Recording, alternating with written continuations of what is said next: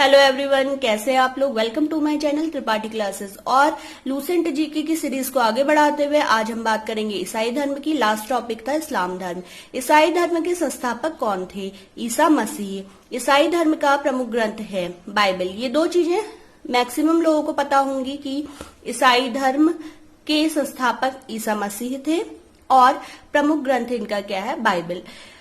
ईसा मसीह का जन्म जेरूसलम के निकट बेथलेहम नामक स्थान पर हुआ और इनके जन्म दिवस को ईसाई लोग क्रिसमस के रूप में मनाते हैं। ईसा मसीह की माता का नाम मैरी और पिता का नाम क्या था? जोसेफ। ठीक है। इसके अलावा ईसा मसीह के प्रथम दो शिष्य थे, एंड्रयू और पीटर, और ईसा मसीह को सूली पर रोमन गवर्नर पॉन्टियस ने चढ़ाया। ठीक है। अगला है ईसा मसीह। ईसाई धर्म का सबसे पवित्र चिन्ह क्या है? क्रॉस। और 12वीं शताब्दी में फ्रांस के आरंभिक भवनों की तुलना में अधिक ऊंचे और हल्के चर्चों के निर्माण प्रारंभ हुए। 12वीं शताब्दी में फ्रांस में आरंभिक भवनों की तुलना में काफी अधिक ऊंचे थे और हल्के चर्चों का निर्माण हुआ। ठीक है। इन चर्च जो वास्तुकला में बने, ये किस वास्तुकला में बने? गॉथिक। तो इस शैली को क्या कहा जाता है? गॉथिक शैली कहा जाता है, जिसमें हल्के और ऊंचे भवन का निर्माण होता है। यह वास्तुकला शैली के उत्कृष्ट उदाहरणों में है और पेरिस का नॉट्रे-डेम चर्च इसका एक उदाहरण है। पेरिस का नॉट्रे-डेम चर्च इसका एक उदाहरण है। किसका? गॉथिक शैली का उदाहरण है, क्योंकि यह चर्च जो है वास्तुकला की दृष्टि से गॉथिक शैली में बनाया गया है। ठीक है। तो ईसाई धर्म कंप्लीट हो गया। ईसाई धर्म के अलावा एक और धर्म है पारसी धर्म। पारसी धर्म के पैगंबर जरथुस्त्र ईरानी थे। इनकी शिक्षाओं का संकलन जेंदा अवेस्ता नामक ग्रंथ में है। पारसी धर्म के संस्थापक कौन थे? जरथुस्त्र, जो ईरानी थे, और इनकी शिक्षाओं का संकलन कौन से ग्रंथ में है? मतलब पारसी धर्म का जो मुख्य ग्रंथ है वो है जेंदा अवेस्ता। ठीक है। अब इसके अनुयायी एक ईश्वर अहुर को मानते हैं। इसके अनुयायी क्या मानते? सिर्फ एक ईश्वर को मानते हैं, अहुर। और इस धर्म के अनुयायियों को अग्नि पूजक भी कहा जाता है, क्योंकि ये आग की पूजा करते हैं। ठीक है। अगला है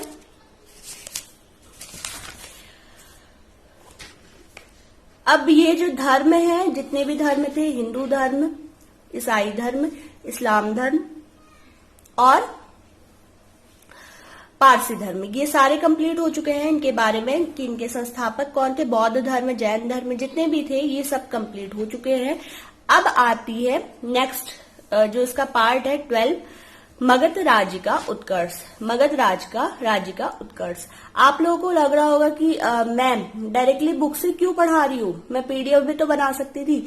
लेकिन जो लोग पीडीएफ अलग से बना रहे हैं, पीपीटी बना रहे हैं, वो भी तो बुक से ही लेके बना रहे हैं। तो इसमें मेरे मटेरियल में और उनके मटेरियल में कोई खास अंतर नहीं है। सिर्फ वो लोग क्या कर रहे हैं, पीडीएफ और पीपीटी में बना रहे हैं, और मैं डायरेक्टली जो बुक में है वही तो वो लोग पीडीएफ में बना रहे हैं। तो इसमें और उसमें कोई डिफरेंस नहीं है। जिसे पढ़ना होगा वो डायरेक्टली बुक से ही पढ़े, वो ज्यादा बेटर है कि फिर उसको कॉपी करो और फिर उसको पीडीएफ में बनाओ। तो उससे बेटर कि डायरेक्ट आप बुक से पढ़िए। ठीक है। तो मगध राज्य का उत्कर्ष। मगध के सबसे प्राचीन वंश के संस्थापक बृहद्रथ थे। ठीक है। इसकी राजधानी गिरिब्रज थी। जरासंध बृहद्रथ का पुत्र था। ठीक है। मगध के सबसे प्राचीन वंश के संस्थापक कौन थे? बृहद्रथ, और इसकी राजधानी गिरिब्रज थी। जरासंध बृहद्रथ का पुत्र था। हरेक वंश के संस्थापक बिंबिसार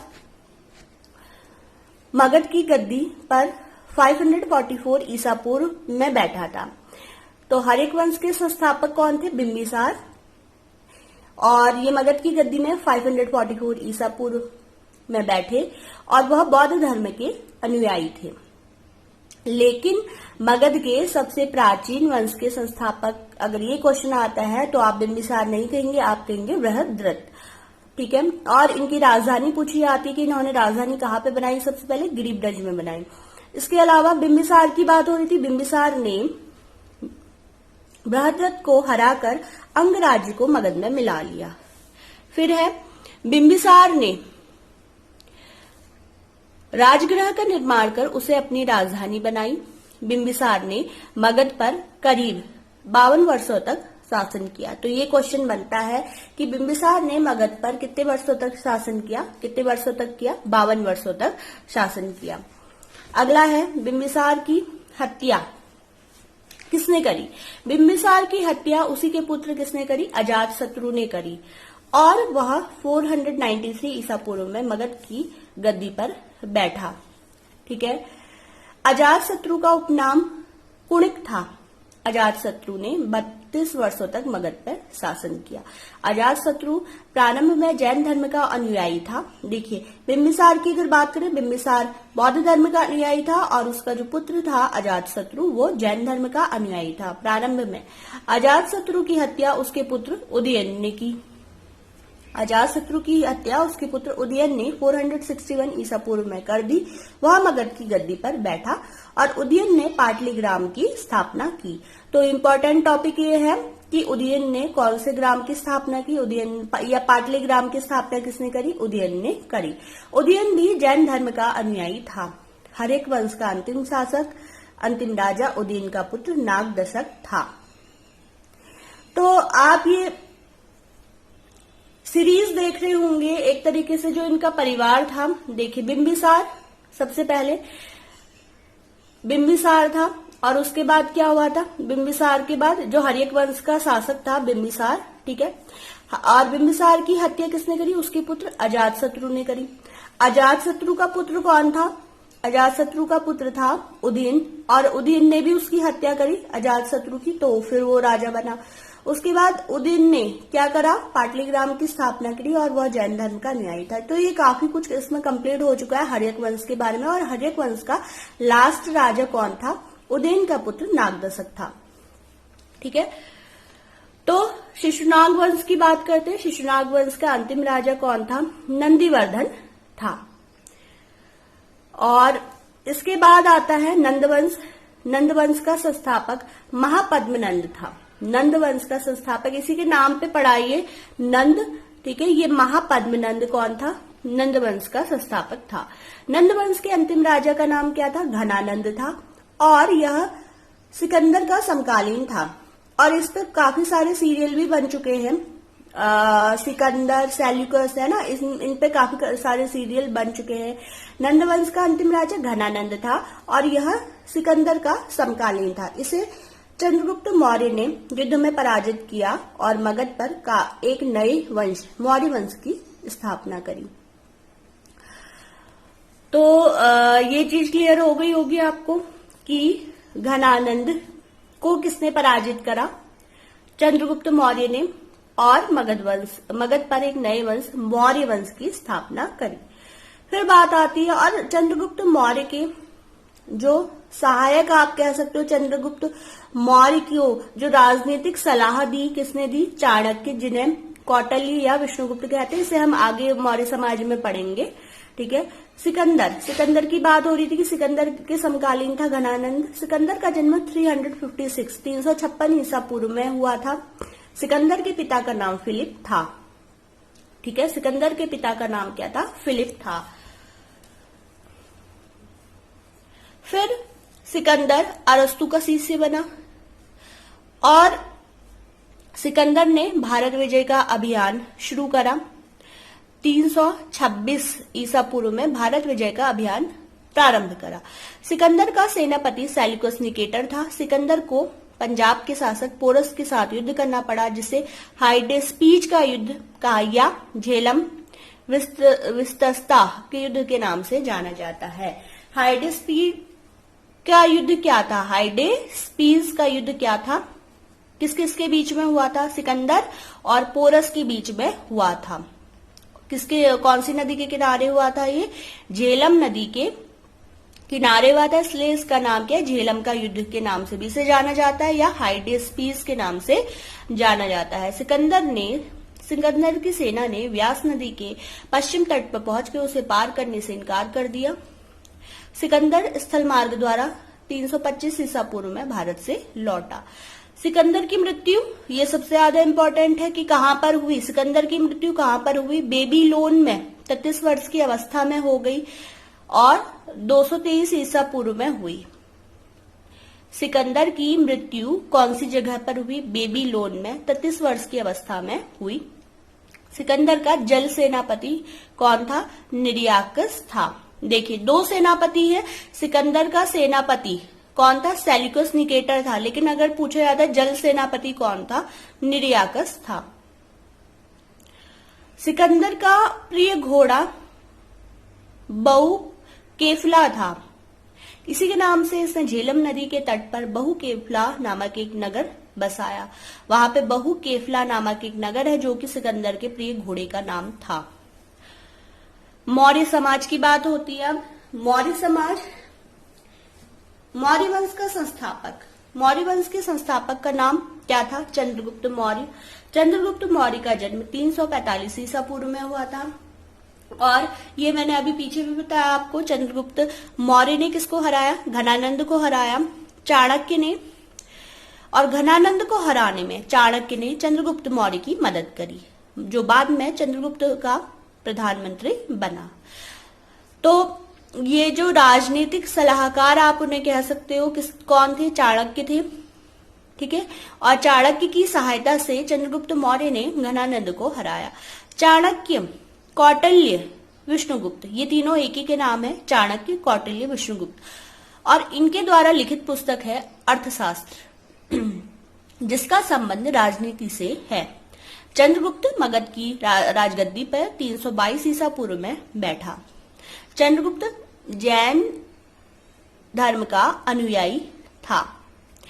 चंद्रगुप्त ने अपना अंतिम समय कर्नाटक के श्रवण बेलगोला नामक स्थान पर बिताया और चंद्रगुप्त ने 305 ईसा पूर्व में सेल्यूकस निकेटर को हराया, ठीक है।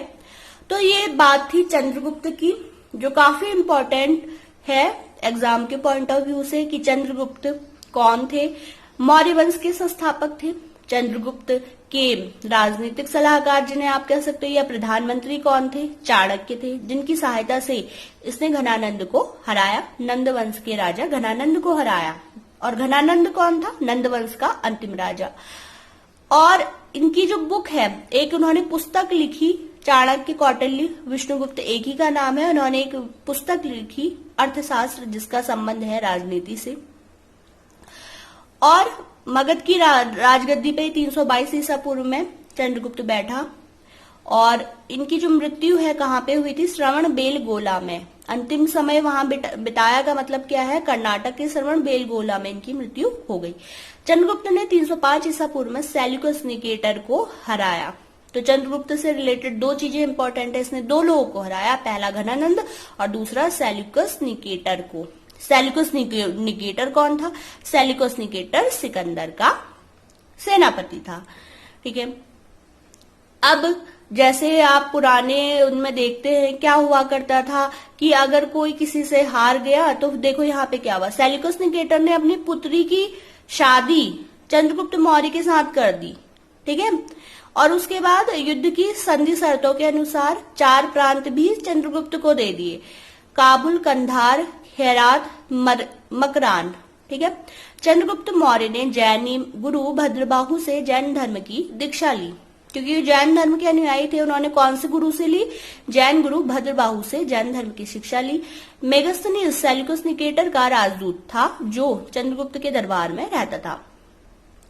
तो सेल्यूकस निकेटर, जो इसको आप कहानी की तरह पढ़ेंगे तो ज्यादा अच्छा रहेगा। सेल्यूकस निकेटर जो सिकंदर का सेनापति था और उसका भी राजदूत कौन था? मेगस्थनीज था। मेगस्थनीज का संबंध कौन सी पुस्तक से है? मेगस्थनीज ने कौन सी पुस्तक लिखी? इंडिका। और ये मेगस्थनीज कहाँ रहता था? चंद्रगुप्त के दरबार में रहता था। तो ये सारी चीजें, जितने भी ये लोग हैं, आपस में जुड़े हुए हैं।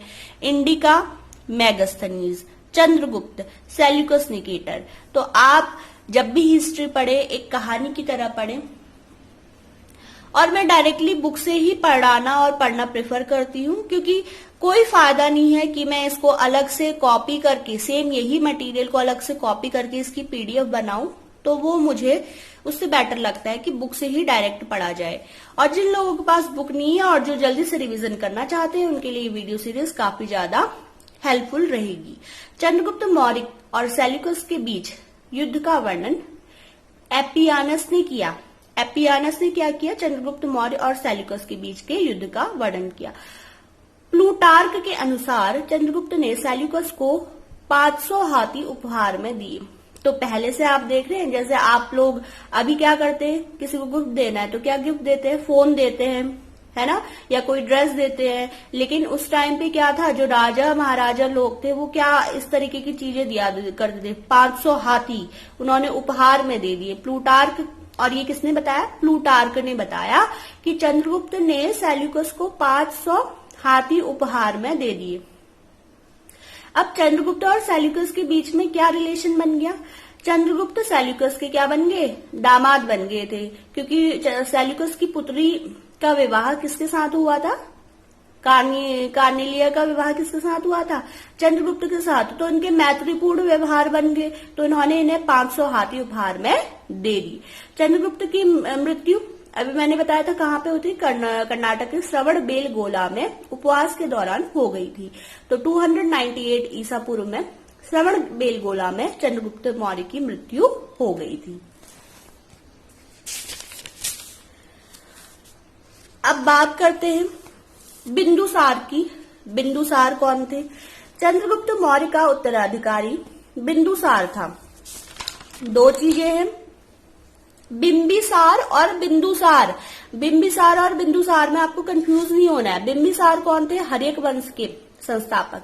और चंद्रगुप्त मौर्य के उत्तराधिकारी जो कि मौर्य वंश के थे, बिंदुसार, जो 298 ईसा पूर्व में मगध की राजधानी पे बैठा, मगध की राजगद्दी पर बैठा। अमित्र घात के नाम से बिंदुसार जाना जाता है। बिंदुसार का दूसरा नाम क्या था? अमित्र घात। अमित्र घात का अर्थ क्या है? शत्रु विनाशक। ठीक है, तो पहले से इस तरीके के नाम हुआ करते थे, शत्रु विनाशक, और इसका मतलब क्या है? अमित्र घात। बिंदुसार आजीवक संप्रदाय का अनुयायी था।